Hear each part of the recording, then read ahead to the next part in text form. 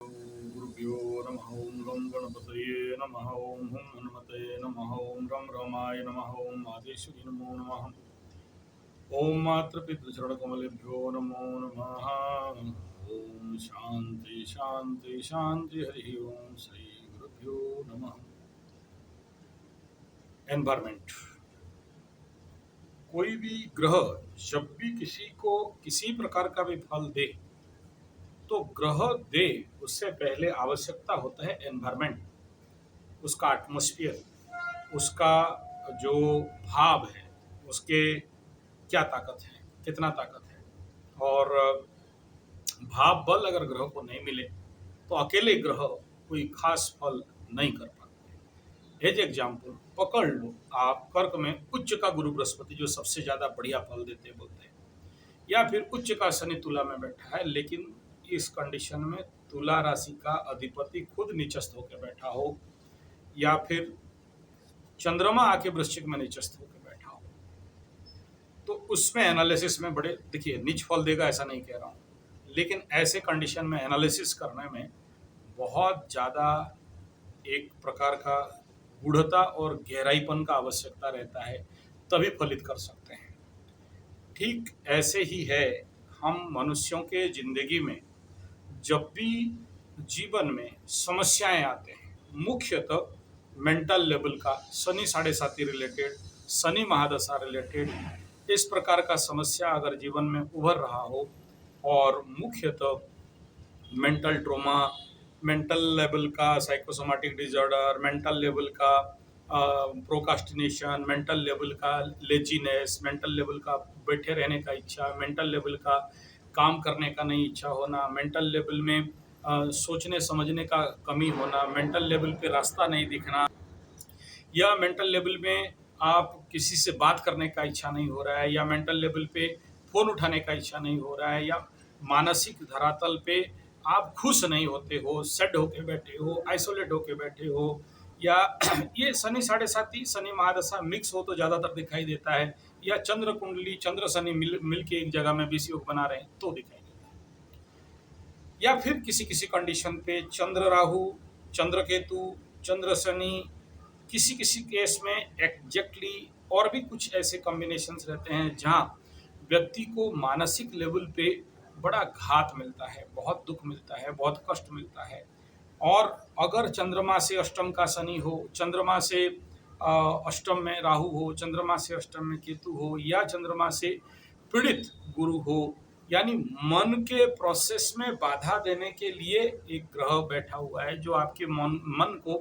एक simple way में movement करने के लिए नहीं देता है, और कहीं ना कहीं एक प्रकार का बाधा सृष्टि करते रहता है। यानी कुछ सोचते हैं, कुछ करते हैं, कुछ करना चाहते हैं और कर नहीं पाते हैं। उस क्षेत्र में जब मनुष्य को हर समय बाधा बाधा बाधा आता है और ये प्रैक्टिस में कन्वर्ट हो जाता है, तो फिर ये परिस्थिति कुछ ज़्यादा ही दुबहर और ज़्यादा ही परेशानी भरा हो जाता है 7.5 में या फिर महादशा में। अब यहाँ पर विषय ये है कि ऐसे मनोस्थिति, ऐसे नेगेटिव थॉट, ऐसे भय का स्थिति, ऐसे थॉट प्रोसेस जिसको कि आप इमेजिन नहीं कर सकते हो, ऐसा हो जाएगा क्या, ऐसा रोग हो सकता है क्या, ऐसा हो जाएगा तो ऐसा कैसे होगा, इस प्रकार के बिना मतलब का सोच, बिना मतलब का चिंता, बिना मतलब का फियर फोबिया, बिना मतलब का जो हो ही नहीं सकता है, लेकिन कुंडली को लेके या किसी का बात सुन के या किसी और का मोमेंट को मतलब मद्देनजर रखते हुए व्यक्ति के अंदर एक बनता है psychological fear, psychological thought process, एक विचार जो कि आगे चल के वो बहुत बड़ा रूप ले लेता है, और आखिरी में उसको फिर एक प्रकार का पागलपन का शिकार कर होना पड़ता है। ऐसा परिस्थिति अगर व्यक्ति के जिंदगी में, और ऐसा परिस्थिति मनुष्य के जिंदगी में अगर जब आ जाए तो आदमी जनरली किंग कर्तव्य विमूढ़ हो जाता है, धीरे धीरे अपना सब कुछ बर्बाद होने लगता है या करने लगता है। अब ये इस प्रकार के मनोस्थिति के पीछे कारण क्या है? सबसे बड़ा कारण है एनवायरनमेंट, जहां आप रहते हो, जिस घर में, जिस माहौल में, जिस सोचिए आजकल तो क्या बन जाता है लोगों का, विला में, विलेज में या मोहल्ला में या गली में, या फिर वो जो आपका जो बड़ा सा कुछ परिवार लोग घर बिल्डिंग विल्डिंग आजकल मेट्रो में खरीद लेते हैं और उसमें रहते हैं। एक एक बिल्डिंग ले लिया, उसमें 50 फैमिली घर खरीद कर रहते हैं, बीच में एक लिफ्ट होता है, चढ़ चढ़ के क्या बोलते हैं, इधर अपने तरफ उतना नहीं है, आजकल धीरे धीरे ऐसा कल्चर बन रहा है। तो ऐसे कल जगह में जब आप रहते हो तो वो एनवायरनमेंट कैसा है, वो एनवायरनमेंट का इफेक्ट आपके जीवन में क्या चलता है। जैसे एक बार मुंबई में किसी को ऐसे रह रहा है और उसका दूर में एक स्मशान घाट है, और उस स्मशान घाट कोई भी सब जले तो उसका धुआं इस घर तक पहुंचता है। एक एनवायरनमेंट का बात कर रहा हूँ। ऐसे ही आपका घर है और आपके घर में आपका कलर कॉम्बिनेशन इतना टेढ़ा है कि इतना नेगेटिव है, जो कि वास्तु के ठीक उल्टा है, जहाँ पर जो नहीं होना चाहिए, या आपके कुंडली के वास्तु के अनुसार कलर कॉम्बिनेशन बड़ा मिसमैच है। या फिर ऐसे समझ सकते हो कि वास्तु ही गलत है, जिस दिशा में जो नहीं होना चाहिए उस प्रकार के latrine, bathroom, kitchen, toilet and all this thing, सारा बेडरूम वेडरूम सब उल्टा सीधा बना के रखे हो। आप किस दिशा में सर करके सोना चाहिए नहीं पता। किसी किसी का घर आप जाओ तो सामान फेंका हुआ है, जहाँ चप्पल नहीं रहना चाहिए वहाँ, जहाँ कपड़ा नहीं रहना चाहिए वहाँ का जो नहीं होना चाहिए, टोटल घर इनऑर्गेनाइज है। या उसका रूम में भी घुसो तो कहीं से गंद आ रहा है, कहीं से बदबू आ रहा है, दीवार फटा उटा है। बड़े घर के लोग हैं लेकिन किसी न कारण बसात ऐसे कुछ एक एनवायरनमेंट है। ये है होमी एनवायरनमेंट। या फिर आप जिस माहौल में रहते हो, जिस पड़ोसी में रहते हो, वो पड़ोसी में कहीं बकरा कट रहे हैं, कहीं गाय कट रहे हैं, कहीं पर और कुछ नौटंकी चल रहा है, कहीं पर और सब जो जो आज का डेट में चलते रहता है। कहीं पर मतलब गंदे बदबू आ रहे हैं, कहीं पर से गंदी नाली बहुत बड़ा गया हुआ है घर के पिछवाड़े से या घर के आगे से, उसके ऊपर ढक के रहते हो, बीच बीच में स्मेल आ जाता है। ये हो गया स्थूल एनवायरनमेंट का। ऐसे ही सूक्ष्म एनवायरनमेंट में आपका घर में खाना बनता है, किचन में मांस मछली अंडा और सारा जितना भी ऐसे बनते बनते रहता है, और जिसके लिए आपका अग्निकोण एकदम बर्बाद हो चुका है। आपका अग्निकोण का एनर्जी शुद्ध पवित्र नहीं है। ईशान कोण आप मानते नहीं हो, ये सब बोलते हो हम लोग का धर्म में मानते नहीं है, हम लोग अलग हैं। ये सब तो चलते रहता है, बड़े लोगों का भी चलते रहता है। तो जिसके लिए आपका घर का एनर्जी पूरा डिसबैलेंस अवस्था में पड़ा हुआ है। आपको ऐसे कंडीशन में आपके जिंदगी में जब शनि साढ़े साती या शनि महादशा का कंडीशन आ गया और ऐसे एनवायरनमेंट में रहते हो तो ज़्यादा हिट करता है, और आपको कोई भी काम करने नहीं देता है, या आपकी ज़िंदगी में बहुत ज़्यादा लॉसेस, बहुत ज़्यादा समस्या, बहुत ज़्यादा परेशानी, बहुत ज़्यादा पीड़ा लेके आ जाता है। उसके पीछे कौन कारण है? आप बोलोगे खाली मेरा कुंडली है, थोड़ा सा कुंडली देख लीजिए। नहीं, खाली कुंडली कारण नहीं होता है। एनवायरनमेंट, मैं यहाँ वास्तु का बात को भी काट दूं तो एनवायरनमेंट का महत्व रहता है। आपके ज़िंदगी का प्रैक्टिसेस, ये एक बहुत बड़ा महत्वता रहता है कि आपका ज़िंदगी में वो प्रैक्टिस ही नहीं है कि आपको ऑर्गेनाइज वे में घर को कैसे रखना है, घर में अच्छा एनर्जी के लिए आपको क्या क्या करना है, धुआं धूप घुगुल का धुआं देना है, और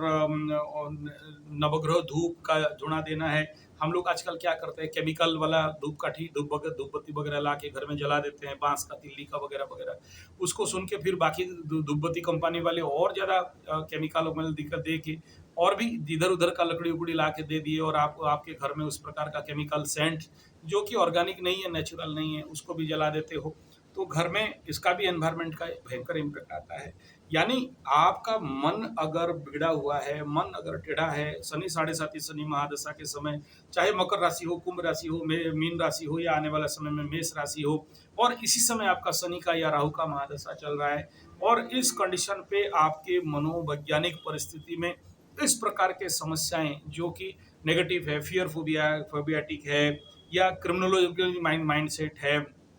या नेगेटिव माइंडसेट है, या किसी भी प्रकार के मतलब एक विमर्श भाव, एक नैराश्य भाव, एक विकल भाव, इस प्रकार का बिल्डअप हो रहा है। और ऐसे कंडीशन पे आपको बड़े सूक्ष्माति सूक्ष्म चीज़ को चेकआउट करना पड़ता है कि कहाँ क्या हुआ है, कहाँ से मेरे को एक फ्री मूवमेंट नहीं मिल रहा है। मैं कल तक तो बहुत अच्छा सोच लेता था, समझ लेता था, प्लानिंग बनाता था, प्रोजेक्ट बनाता था, टारगेट बनाता था, काम करता था, मेरा लाइफ बड़ा इजी था। आज का डेट में एक पुलिंग है जो समझ में नहीं आ रहा है कि पुल कौन कर रहा है,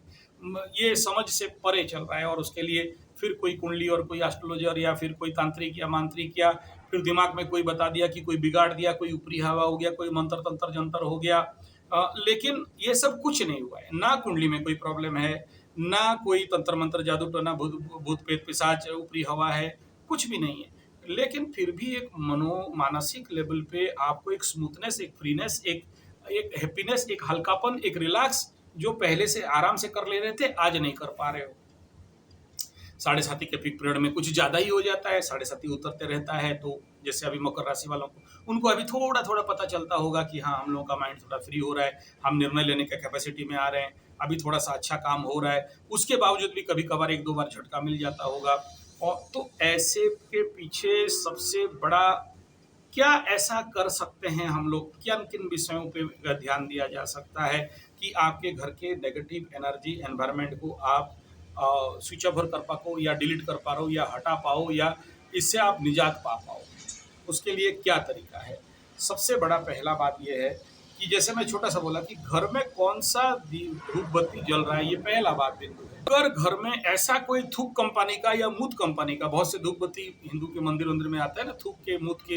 एक नेगेटिव उसमें मांस उस मिला के सुअर गाय वगैरह आजकल सुनने में आ रहा है, मैं देखा नहीं, क्यों किसी के बारे में झूठ बोल रहा हूँ, लेकिन ज़्यादातर वायरल हो रहे हैं वीडियोस। अगर दो चार भी वीडियो वायरल होते तो अलग बात, बहुत से वायरल। ऐसा धूप बत्ती आप अपने घर में जला रहे हो, और आपको मैं बोलूंगा कि भाई शुद्ध गोबर का कंडा लो, नहीं चाहिए, नहीं है, हमसे लो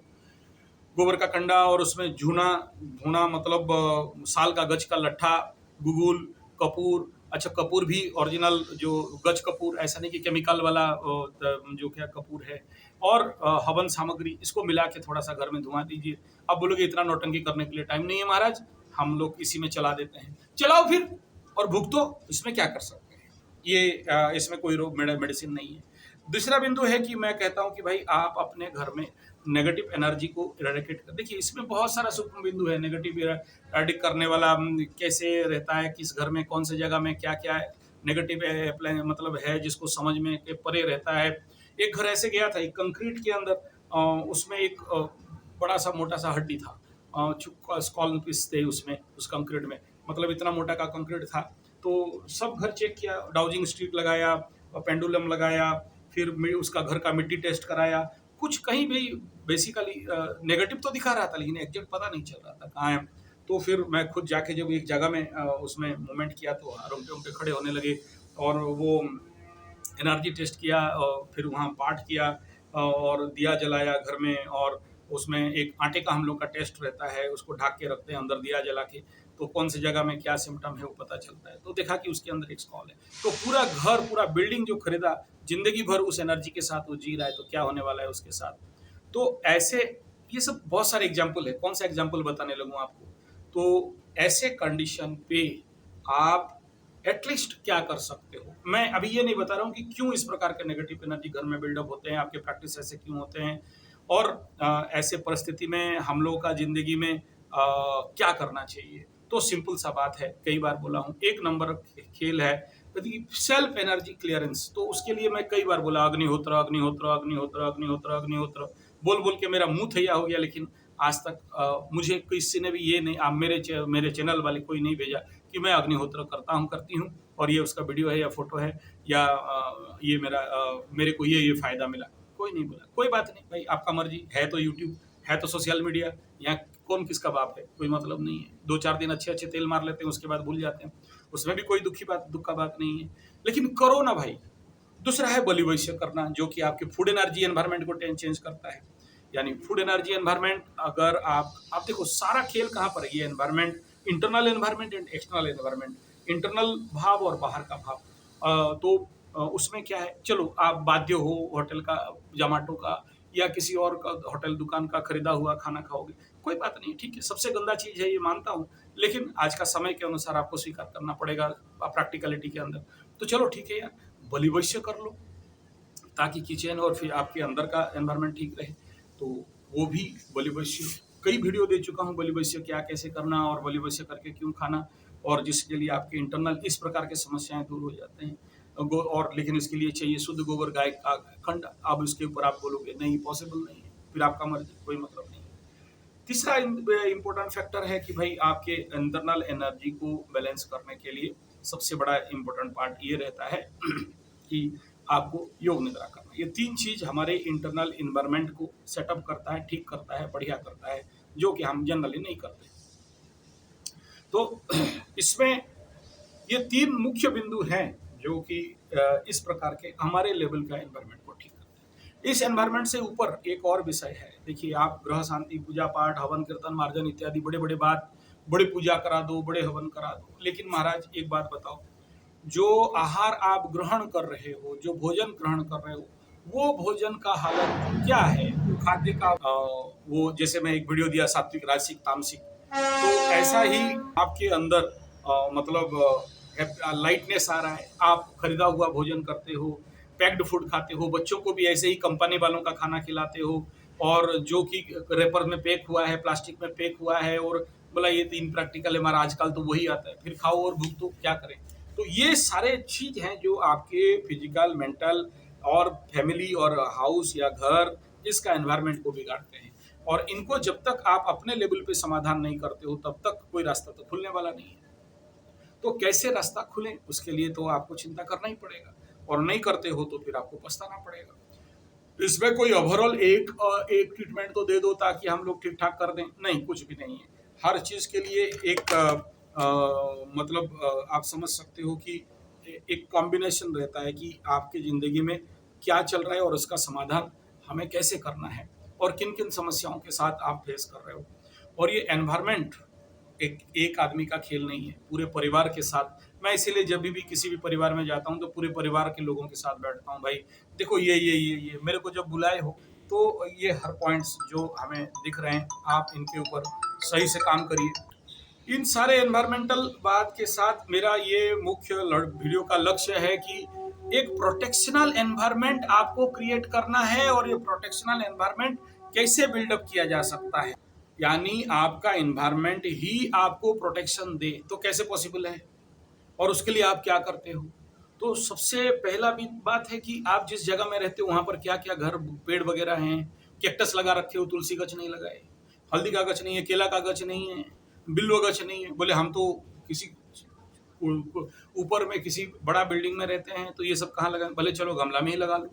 मेरी इच्छा से नहीं, ईश्वर की इच्छा से, आपके गुरु की इच्छा से। तो दूसरा, आपका एरिया का एनवायरनमेंट को ठीक करना, तो उसके लिए आपको समझना पड़ेगा कि भाई और क्या क्या ऐसे चीज हम घर में, गोबर का पिरामिड लगा सकते हो, बेसिक पिरामिड लगा सकते हो, और इस प्रकार के जो हर महीना 6 महीना में एक बार घर का एनर्जी क्लियरेंस का, एनर्जी क्लीनिंग का काम कर सकते हो। बहुत सारे हम लोग एक्सट्रैक्टर लेके क्लीनिंग करते रहते हैं, आप भी सीख जाओ, आप भी करो, तो एनर्जी क्लीनिंग का काम कर सकते हो। और साथ में गोबर और गोमूत्र का स्प्रे घर में दिया जा सकता है। ये एक बेसिक बात है। लेकिन मैं यहाँ पर मेन बात कर रहा हूँ कि आपके इंटरनल एनर्जी का, अब जिस गुरु के कारण आप शनि 7.5 में, शनि महादशा में या बड़ी नेगेटिव पीरियड से बाहर निकले हो, और आज अच्छा समय हो गया, तो उस गुरु को कितना पूछते हो। अगर आप नवरात्र किए और उस गुरु की कृपा से किए, तो उस गुरु को दक्षिणा कितना दिए। आप अगर आपका कोई भी पूजा पाठ कराए थे, अच्छा फल दिया, तो वो पंडित जी को या गुरु जी को क्या दक्षिणा दिए, क्या उनको कृतज्ञता धन्यवाद प्रदान किए, क्या उनसे आशीर्वाद लिए, क्या नहीं लिए, तो कहीं ना कहीं से आपकी इंटरनल एनर्जी तो छिड़ ही जाएगा नहीं, छिड़ा जाएगा, तो जिसके लिए परेशानी है। तो साल में 6 महीना में, 3 महीना में एक बार अपने गुरु के घर में गए, चरण स्पर्श करके आए, साष्टांग प्रणिपात किए, धन्यवाद कृतज्ञता दिए, अपने से जितना सक्षमता है दान दक्षिणा दे के आए। नहीं दिए तो फिर तो आप तो आपकी जिंदगी में एक जिसको बोलते हैं कृतज्ञता का सामना करते हो, आप कृतज्ञ हो, आपका गुरु आपको इतना सहायता किया, सेवा किया, पूजा, आपके लिए पूजा किया, पाठ किया, आपके लिए चिंतित हुआ, आपके लिए भगवान के पास विनती किया, लेकिन 1 रुपया दक्षिणा नहीं दी। ये सब उल्टा नहीं समझना, मैं दक्षिणा मांग रहा हूँ और पॉलिसी लगा रहा हूँ, नहीं, आप अपना गुरु का बात बोल रहा हूँ, जिसके कृपा करुणा दया से आपको बड़े देखो, हर आदमी का कोई ना कोई गुरु रहता है। एकदम ईमानदारी से कह रहा हूँ कि मैं यहाँ पर नहीं कह रहा हूँ कि आप भेजो मेरे पास पैसा, एकदम आप इसको इस फैक्टर पे नहीं लेना। नेक्स्ट इंपॉर्टेंट सब्जेक्ट फैक्टर क्या है कि आज के डेट में, वर्तमान समय में जो परेशानी और परिस्थिति मनुष्य जगत में है, बिना गुरु का संभव नहीं है। तो क्या गुरु, ब्राह्मण, पंडित और जो गरीब तबके के लोग हैं, अभी जैसे नवरात्र हुआ या दुर्गा पूजा हुआ और आपके पास पैसा आया, पकवान आया, अच्छे अच्छे खाए, क्या पड़ोसी और गरीब लोगों को दिए? नहीं दिए। उनका आशीर्वाद मिलता। जो लेबर तबके के लोग हैं, तो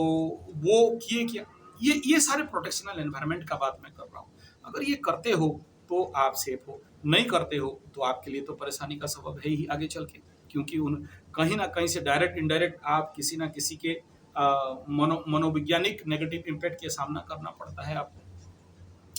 नेक्स्ट बात है, देखिए आने वाला समय में शनि और राहु दोनों का मिलन है, और इनका मिलन आने वाला समय में बहुत सारे लोगों को भयंकर भयंकर बीमारी डालने वाला समय दिख रहा है। होगा ऐसा गारंटी नहीं। देखिए कोई भी चीज़ को प्रेडिक्शन हम लोग इतना जल्दी नहीं कर, उसके लिए मैं अलग टॉपिक दूंगा, यहाँ खाली थोड़ा सा छेड़ दे रहा हूँ यही एनवायरनमेंट का खेल बात में, क्योंकि जैसे जैसे प्लानिटरी एनर्जी पास आता है तो पहले से कुछ फल देना चालू करता है। आप लोग को पता, आप लोग बोलते हो कि इतना सटीक कैसे आप प्रेडिक्शन कर देते हो, हमारे यहाँ चोरी होता है आपको पता चल जाता है, आप राशिफल में बोलते हो, मोबाइल गिरा आपको पता चल जाता है, कोई चीज़ हमें हमारा शत्रु का फटा तो आपको पता चल जाता है, आप राशिफल में बोल दिए रहते हो, ऐसे होता है, आप जो बोलते हो वही सब हमारे साथ हो जाता है, कैसा बोलते हो, ऐसे क्या सीक्रेसी है। तो ये सब माइक्रो एनालिसिस का विषय है, और साथ में एस्ट्रोलॉजी मिलता है, और साथ में कई प्रकार के विषय बिंदु को हम लोग बड़े ध्यानपूर्वक ग्रह नक्षत्र स्टडी ये सब करते हैं। उसके बावजूद भी एक विषय है जो कि मैं आपके साथ शेयर करना चाहता हूँ। सोचिए कि मैं अभी ये प्रेडिक्शन नहीं कर रहा हूँ कि आने वाला समय में मीन राशि के अंदर पंचग्रही कूट लगेगा, उसमें शनि रहेगा, सूर्य रहेगा, बुध रहेगा, शुक्र रहेगा, और वहाँ पर राहु भी रहेगा, और 5 ग्रह एक जगह में आएंगे, फिर वहीं ग्रहण भी लगेगा, वहाँ सूर्य ग्रहण, चंद्र ग्रहण, मतलब ऐसा एक एनवायरनमेंट है। लेकिन उसका एग्जैक्ट रिपोर्ट अभी से हम जनरल तो है, किताब से पढ़ के बता देंगे ऐसा ऐसा होता है, ऐसा ऐसा होगा, पंचग्रह कूट है तो मीन राशि क्या फटेगा, फट के फूल होगा, मेंटल टेंशन होगा, मार्च महीना में ये पंचग्रह कूट लगने वाला है, उसका भी एक तो वीडियो टेस्ट एस्ट्रोथेरेपी में दे दिया हूँ। तो पंचग्रह कूट में क्या क्या खतरे हो सकते हैं, बहुत सारे लोगों का डेस्ट होगा, बहुत से लोगों का मोबाइल फूटेगा, मोबाइल गिरेगा, चोरी होगा, मानसिक तनाव बढ़ेंगे, मेंटल टेंशन बढ़ेंगे, किसी का भांडाफोड़ होगा, किसी का गुप्त विद्या, गुप्त धन, गुप्त रिलेशन, गुप्त संपर्क बाहर आ जाएगा, बहुत सारे लोगों का नाम बदनाम सुनने में होगा। ये तो जनरल प्रेडिक्शन है ना साहब। लेकिन जब टेक्निकल प्रेडिक्शन पे हम लोग आते हैं तो कैसे करते हैं, ये सारा स्टडी कर लेने के बाद देखिएगा, मेरा टेस्ट एस्ट्रोथेरेपी जैसे राशिफल बताता हूँ, ग्रह चलन बताता हूँ, ग्रह गोचर बताता हूँ, नक्षत्र का गोचर क्या बोल रहा है, ग्रह का क्या बोल रहा है, इस समय कौन से ग्रह का दृष्टि यहाँ पर है वो क्या बोल रहा है, और वर्तमान समय में जो ग्रह जिस जिस राशि में बैठे हैं उसके अनुसार ये क्या परिणाम देने वाले हैं, उसके बाद वेद दृष्टि क्या है, ये सारा बात देखने के बाद फिर हम लोग ये राशिफल या ग्रह फल बताते रहते हैं। तो उसमें एक बड़ा सीक्रेट मेथड आपको बता रहा हूँ कि हम लोग ये भी देखते हैं कि इस समय इनका परिणाम किस प्रकार का आने वाला है, और एक प्रिलिमिनरी ग्राहिक रिजल्ट भी होता है जो कि डीप फल नहीं होता है, जिसको कि आप लोग एकदम कंक्रीट फल मान लेते हो, जो कि कंक्रीट फल होता नहीं है। वो क्या चीज है, कैसे आपको पता चलेगा, तो वो बोलते हैं predictional analysis and guinea pig research, ये लेबोरेटरी मंकी रिसर्च। क्या हम लोग भी बहुत सारे 12 राशि वालों का अलग अलग नक्षत्र का ऐसे बहुत सारे लोगों के साथ, क्योंकि सबका कुंडली देखते हैं, तो सोचिए मेष राशि का मेरे पास एक राशि का 36 प्रकार के लोग होते हैं, 3 नक्षत्र इंटू एक राशि, फिर उसका 4 पद, तो यहाँ 3 इंटू 9 हो गया, 9 दिया के 36, तो 36 प्रकार के हम लोग को, फिर इधर इतना लग्न का ये राशि, तो उस प्रकार के बड़े सारे हम लोग गिनी पिग, लेबोरेटरी मंकी, या ऐसे समझिए कि ऐसे लोगों को हम लोग रखे रहते हैं, उनका एनालिसिस करते रहते हैं, उनका स्टडी विधन को देखते रहते हैं। तो फिर जब प्रिलिमिनरी लेवल पे रिजल्ट आना चालू होता है तो देखते हैं कि यार नहीं, ये तो बेटा ये जो एस्ट्रोलॉजर लोग जो बढ़िया बढ़िया बढ़िया बोल के प्रेडिक्शन दे रहे थे, एक्चुअली इसका इम्पैक्ट कुछ अलग नेगेटिव रिजल्ट होने जा रहा है, तो फिर इसको तो संभल के रहना चाहिए। अब एग्जाम्पल के साथ मैं कहूँगा कि सोचिए इस समय बड़े सारे मेष राशि और मीन राशि के शनि 7.5 के मेष राशि का प्रिलिमिनरी इम्पैक्ट, और कुछ मीन राशि का और मेष राशि का कुछ माता पिता, जबकि 7.5 शुरू ही नहीं हुआ, शनि वहां घुसा ही नहीं, there mother father related problem, their children related problem, disease, और कई प्रकार के ऐसे डिजीज सीवियरली जिसका नाम लेने से वीडियो कैंसिल हो जाएगा, उस बीमार का नाम, दिस बीमार have no answer, only one answer, that is death, तो उसका नाम नहीं ले रहा हूँ, फाइनल हो गया। बोला यार ये कैसे हो गया, अगर ये हो रहा है मतलब क्या, शनि राहु का कंजक्शन और 5-6 ग्रहकूट का प्रिलिमिनरी इम्पैक्ट कहेंगे। बोला अभी से कैसे कह रहे हो, अभी तो अक्टूबर चल रहा है, नवंबर, दिसंबर, जनवरी, फरवरी, मार्च, 6 महीना बाकी है। हाँ भाई, इसी का नाम तो एस्ट्रोलॉजी है कि वो आगे के लिए वर्तमान का प्लेटफॉर्म कौन सा ग्रह बना रहा है और उसी हिसाब में आगे तक का प्रेडिक्शन करेंगे। तो मैं आप सबको हाथ जोड़ के विनती करता हूँ, नतमस्तक होकर विनती करता हूँ, मेरा बात आप कोई सुनो मत सुनो, मानो मत मानो, प्लीज गोमूत्र नहीं तो हमें हमसे कांटेक्ट करो, हम आपको देंगे गोमूत्र। गोमूत्र का अर्क, गोघन बट्टी, पंचगव्य घृत, इनको लेना चालू करिए, क्योंकि आने वाला समय में शनि राहु का मिलन और पंचग्रह कूट और पूरे भारतवर्ष में 4-4 सूर्य ग्रहण चंद्र ग्रहण का इफेक्ट, बड़े सारे लेवल का इस प्रकार के रोग बाग बीमारी खड़ा करने का संभावना अभी से प्रिलिमिनरी लेवल पे दिख रहा है। तो हाथ जोड़ता हूं प्रभु, आज तक कुछ नहीं माने चल गया, लेकिन प्लीज रिक्वेस्ट है, मैं अपना चीज बेचने के लिए नहीं कर रहा हूँ। ऑल ओवर इंडिया में पंचगव्य नेट ढूंढो, कहीं भी मिल जाए, देसी गाय का दूध, देसी गाय का घी, देसी गाय का गोमूत्र, देसी गाय का गोबर, देसी गाय का अर्क, गोधन बट्टी, गोमूत्र, आ सब, इन सबको रिसर्च करो और लाओ। अभी से थोड़ा थोड़ा भी मुंह में डाल के रखो, अभी थोड़ा थोड़ा भी लेके जाओ, हो सकता है आने वाला समय में कुछ बच जाओगे, नहीं तो उस समय कुंडली दिखाओगे और दुख के सिवा और कुछ नहीं मिलेगा। इस क्षेत्र में आपको अभी से आगाह कर दे रहा हूं। तो माय डियर्स, और इसके लिए मेरे को व्हाट्सएप करिएगा, कॉल नहीं, मैं दूसरा नंबर दे दूंगा जिनसे जो साहब हैं जो ये सब हमारा काम देखते हैं,